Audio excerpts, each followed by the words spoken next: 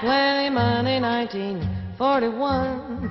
You lost Alors, pour le mois de novembre, là, on va arriver à la, je dirais, à la fois à la pleine saison et à la fin de saison de tout ce qui est curcubitacée.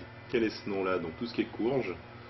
Et moi, il y en a une que j'affectionne tout particulièrement, qui est le potimarron. En fait, c'est une petite courge très orange, dont la peau donne un léger goût de châtaigne. Donc, c'est vraiment la courge la plus simple à utiliser, puisqu'on utilise tout, à l'exception des graines intérieures. Donc ça, c'est vraiment un produit à faire soit, je dirais, juste poêlé comme ça, à faire en gratin, enfin on peut l'utiliser à plein de sauces différentes. Ensuite, qu'est-ce qu'on va faire? On va faire les moules de Bouchot.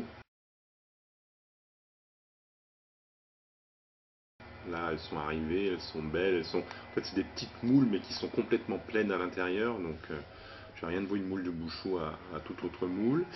Qu'est-ce qu'on va faire? On va faire, il y a les vacherins qui viennent d'arriver, donc le vacherin c'est un fromage vacherin au Mont d'Or du Doubs, donc qui est très très crémeux, et ça on va le faire en fondu, enfin on va l'apprêter de différentes manières.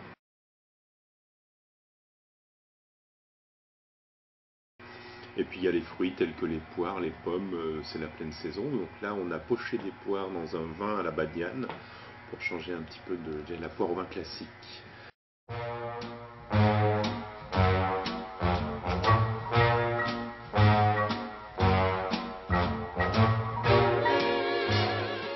Ben moi ce que j'aime bien c'est vraiment de le couper en tranches.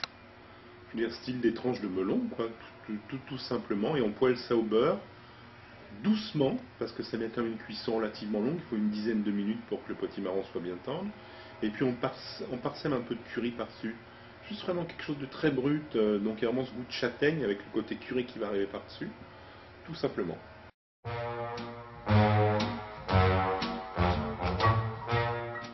C'est la tarte fine aux pommes. C'est quelque chose de vraiment basique, mais qui, quand c'est bien fait, c'est magique. Et pour être bien fait, c'est très simple. Vous achetez un rouleau de pâte feuilletée. Donc déjà, c'est pas compliqué.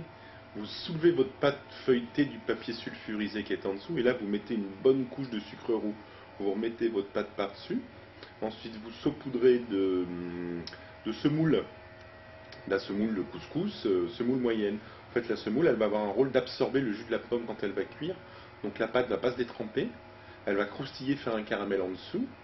Et comme ça, pour la cuisson, c'est parfait. Puis dessus, vous émincez des pommes bien finement, beurre fondu, sucre au-dessus, et on passe tout ça au four. D'abord, la pâte feuilletée, j'ai oublié de dire quelque chose d'important, il faut la piquer là d'une fourchette pour éviter qu'elle gonfle de partout. Il faut la garder en fait très très fine. Voilà, ça c'est un de mes desserts favoris.